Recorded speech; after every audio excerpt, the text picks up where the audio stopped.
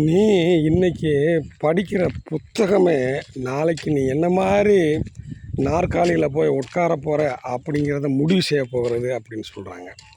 அப்போ புத்தகங்கள் கண்டிப்பாக படிக்கணும்.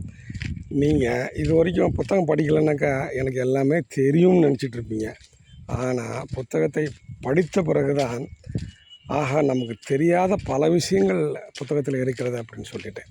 அதனால் புத்தகத்தை நீங்கள் படித்தால், தலை குனிந்து படித்தால் உன்னை நான் தலை நிமிர வைப்பேன் என்று புத்தகம் சொல்லியிருக்கிறது.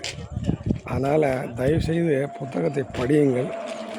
நிறைய கருத்துள்ள புத்தகங்களை படியுங்கள். இந்த கற்பனையான கதைகளில் உள்ள கதைகள் இருக்கும், கற்பனை கதைகள்.